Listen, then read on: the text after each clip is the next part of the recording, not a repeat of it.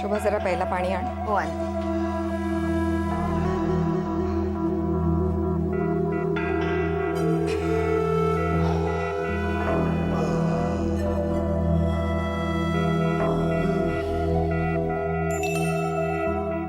Thank God Mihir परत आला मा. हो ना. मीराची काय अवस्था झाली होती ग. खरं तर इतकी टफ आहे ती. कॉम्प्लिकेटेड ऑपरेशन अशी करते माहिती ना. पण आज तर हातपायच गळले होते तिचे. तिला अशी पहिल्यांदा पाहिली आम्ही. पोटच्या पुराची माया अशीच अजब असते शुभंकर. अरे प्रत्यक्ष मुलावर काही आलं ना संकट की दुबळी वाटणारी आई सुद्धा दुर्गा मातेचा अवतार धारण करते. आणि कधी कधी सबळ वाटणारी आई सुद्धा काळजीने लोळागोळा होऊन जाते. ही आतड्याची ओढ असते शेवटी. हा लिपटाळा सगळ्यात अवघड शुभंकर. आता कळेलच तुला.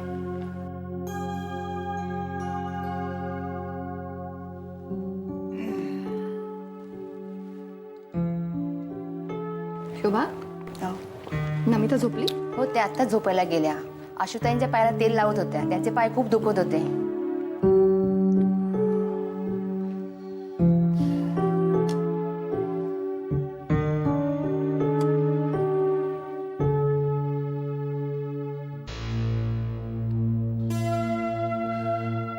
मा,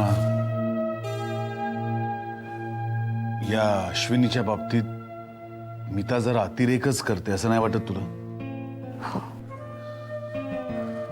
तिचं हे ऑब्सेशन असंच वाढत राहिलं ना मा, तर सगळंच अवघड होऊन बसेल.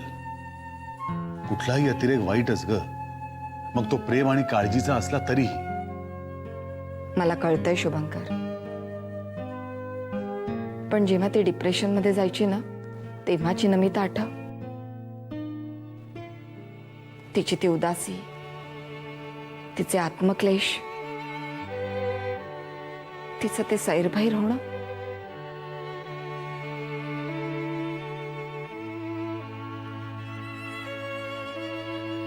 त्या अतिरेकापेक्षा हा अतिरेक परवडला ना शुभंकर. आता ह्या अतिरेकी प्रेमाचा अश्विनीला त्रास होणार हे तर सरळच आहे. पण अश्विनी समजूतदार आहे, सोशिक आहे आणि नमिताचा प्रेमाचा अतिरेक कळण्या इतकी संवेदनशील सुद्धा आहे.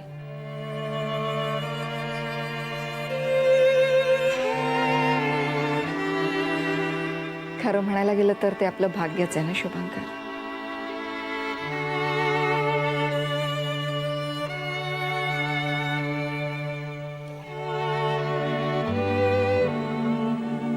पायलट त्याच्या फायटर प्लेन मध्ये बसतो आणि त्याचं प्लेन असं सुम्म करणं उडतं आणि मग तो आपल्या बॉर्डर मध्ये येतो. म्हणजे त्याच्या छातीला गोळी लागली तरी तो फायटर प्लेन चालवतो. येस. सॉलिड ना. म्हणजे मग मी पण फायटर प्लेन चालवणार. अहो त्यासाठी आधी खूप अभ्यास करावा लागतो माहितीये का. तो करतोस तू, पण मिहीर यावेळेला जसं कोणालाही न सांगता आपला आपण निघून आलास ना तू, तसं परत नाही हे करायचं. आमच्या जीवाला किती घोर लागला होता माहितीये तुला. मिहीर, मला पुन्हा असं नाही वागणार ना. प्रॉमिस. मला पण ते प्रॉमिस. पण आता पण बेन काही नाही. किती समजावलं मी तुला दुपारी. आपले बाबा स्टार आहे. मग त्यांच्याविषयी असं कोणी ना कोणी, कुठे ना कुठे, काही ना काही लिहित राहणारच. हा, आणि त्याच्यावरून असं अपसेट नाही व्हायचं. आपण फर्म राहिलो ना तर कोणाची हिंमतच होणार नाही ना आपल्याला काही बोलण्याची. आपल्याला माहितीये की नाही आपले बाबा तसे नाहीयेत म्हणून. मग झालं तर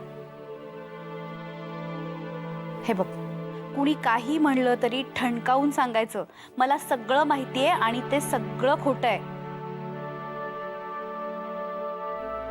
काय? शाबास. पलाश, मला वाटतं उद्या जाऊन आपण सोडून येऊ याला हॉस्टेलवर. आपल्याला बघितलं की तिथली मुलंही शांत होतील जरा. पण मला नाही जायचंय तिकडे. बाबा तुम्ही सांगा ना आईला. अरे तुझा अभ्यास किती बुडतोय मिहीर, आणि असं घाबरून कसं चालेल मला सांग. पण तुम्ही जर मला तिकडे सोडलं तर मी पळून येईन इकडे. ती मुलं त्रास देतात मला. बरं बरं, ठीक आहे ठीक आहे. कोणी जबरदस्ती करत नाहीये तुझ्यावर कसलीच. आत्ता झोप शांतपणे. आपण उद्या बघू काय करायचं ते. झोप.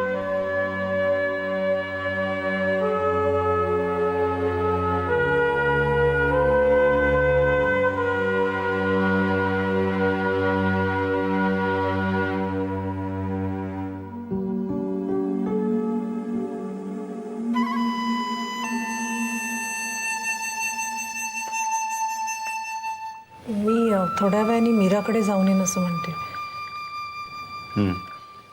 त्या निमित्ताने मिहीरला पण भेटता येत. वाट बघत असेल ना माझी.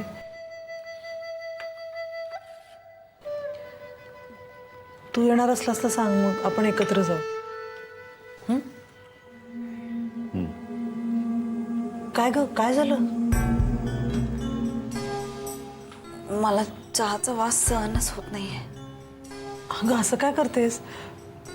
पण चहा घेतल्याशिवाय तुझ्या दिवसाला सुरुवातही होत नाही, हो ना? हो माहिती आहे मला,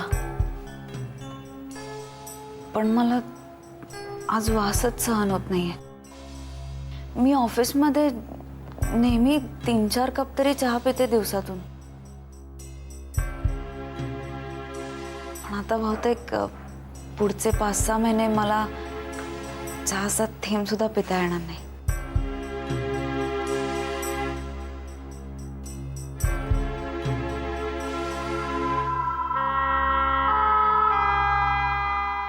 काय झालं? मीही नाही पिणार आजपासून चहा.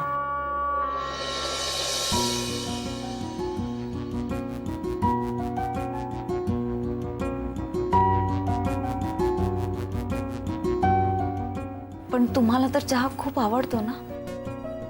माहितीये मला, पण तुला नाही ना चहा प्यावासा वाटत आहे, मग मीही नाही पिणार चहा. जेव्हा तुला प्यावासा वाटेल त्या दिवसापासून मी पण चहा पिईन.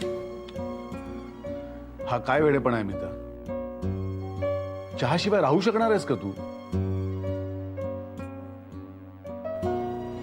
पण बाळाची प्रत्येक इच्छा अनिच्छा मला अनुभवायची. मला जितकं शक्य आहे तितकं सगळं मी करणार आहे आशू बरोबर. तिनं चहा सोडला तर मीही चहा सोडणार.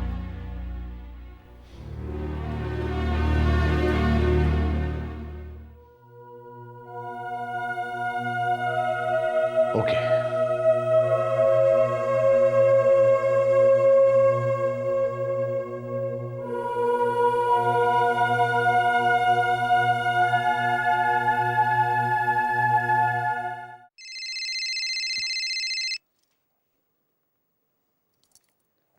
हाय पलाश. किती नाही, काल मी खूप चिडून बोललो तुला. I am sorry. It's okay Palash.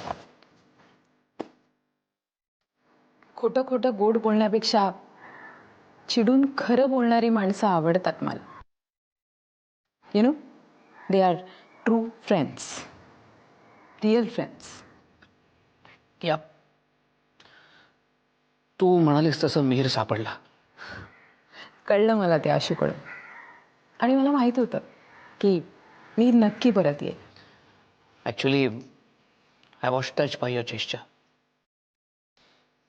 Photos, gossip, हे मिहीरचं गायब होणं, या सगळ्या बॅकग्राऊंडमध्ये एक बाप म्हणून मी कुठेही कमी पडणार नाही असं म्हणाली होतीस तू. Thank you very much. Palash, see you are always welcome. I will get back to you soon. आणि ते सुद्धा तुझ्या कामाचं पक्क गणित जुळवूनच.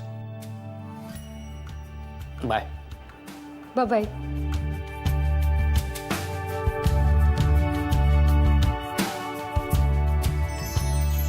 मिहीर, जरा दरवाजा उघड रे. मिहीर.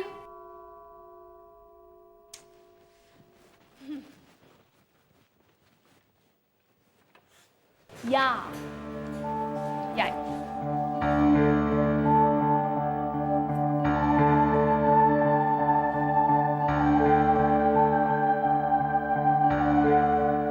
आम्ही येऊ का त्या बंगल्यात राहायला? मामी, काय काय केलं तुम्ही? आमच्या जीवात जीव नव्हता असं करतात का? मग तू काल आली का नाहीस रात्री?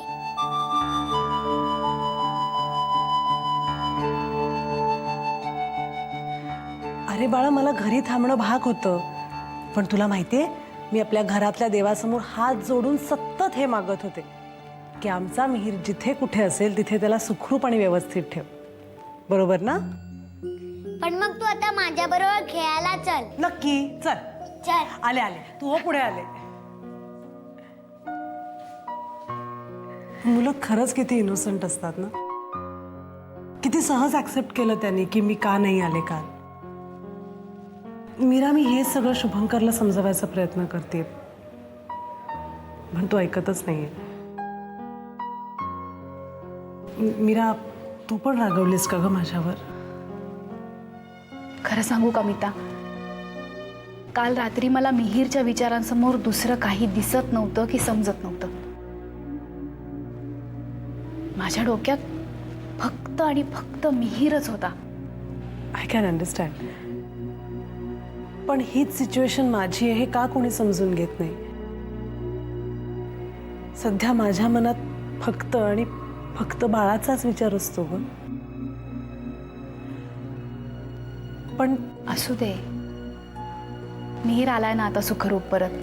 आता बाकी सगळ्या गोष्टी इमॅटेरियल आहेत. हो, मग काय ठरवलं आता या मिहीररावांबद्दल? मामी, तू आईला सांग काय? की काय झालं तरी मी इकडेच राहणार आहे. बर.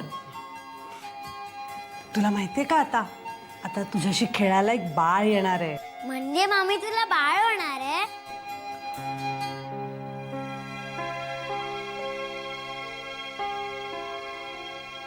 हो.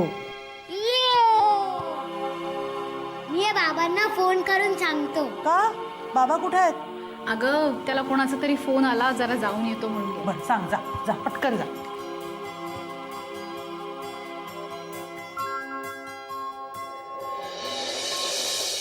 मिहीरच्या मनात अशी पुसटची देखील शंका येणार नाही ना ग की हे बाळ मामीचं नाहीये? मीता, नाही नाही, आय एम फाईन. बाकी सगळ्यांसाठी ते बाळ आशूचं आहे, पण तरीही माझं आहे. पण मिहीरसाठी मात्र ते फक्त माझं बाळ असणार आहे. आणि you know what, I am enjoying this feeling. खरंच. बरं, मला आता निघायला हवं.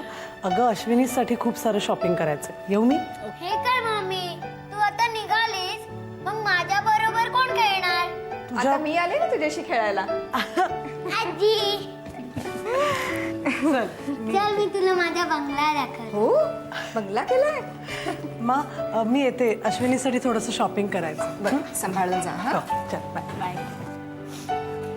अरे वा, काय मस्त केलायस रे.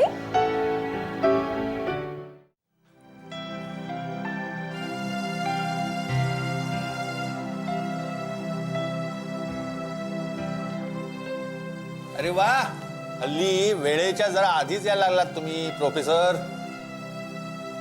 प्रोफेसर? नुसतं प्रोफेसर नाही, ऍब्सेंट माइंडेड प्रोफेसर असं नाव ठेवलं मी तुझं हल्ली. केव्हाही बघा दृष्टी अंतराळात.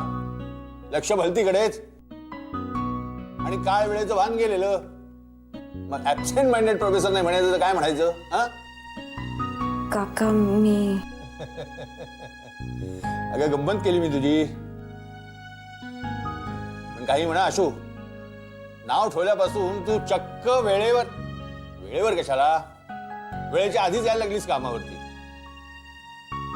काय ग, हल्ली नमिताची गाडी रोजच सोडायला लागली वाटतं. नाही, ते कधी कधी असंच. अगं पुन्हा गंमत केली मी तुझी. अगं ती नमिताबाई रोज थोडीच भेटणार आहे तुला रस्त्यात काय? मग हा घ्या तो फोन घ्या आधी, मग कामं सांगतो. हॅलो. हॅलो आशू, नीट पोचलीस ना ग? हो. नाही अगं ड्रायव्हरचा लागला नाही ना म्हणून तुला फोन केला. काय आहे नेमका तो रस्ता खराब आहे, त्या रस्त्याचं काम चालू आहे ना. उगाच हिसके वगैरे नाही ना बसले. आणि हे बघ, काशीनाथचं ड्रायव्हिंग जरा रॅशच आहे. तू त्याला आपलं सरळ सांगत जा तुला असं वाटलं तर. हो हो सांगेन. ठेव फोन. Okay bye. कोण होतं? नमिता. सहजच केला होता. बर.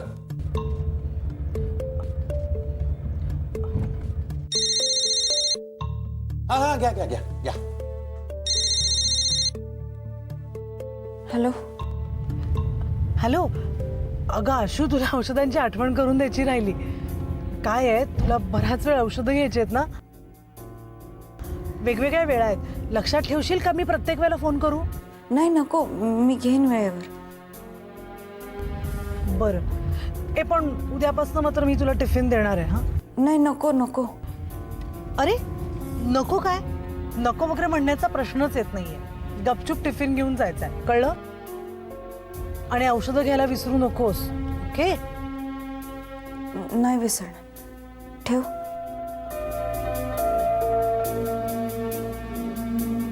मी फोन स्विच ऑफ करते. नशीब.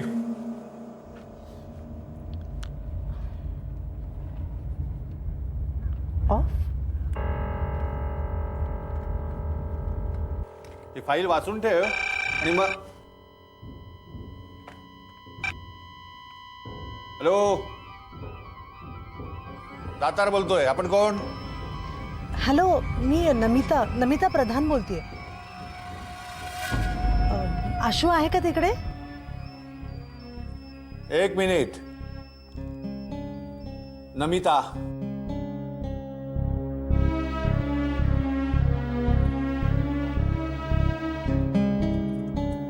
हॅलो. अगं आशू, मगाशी आणखीन एक गोष्ट सांगायची राहूनच गेली.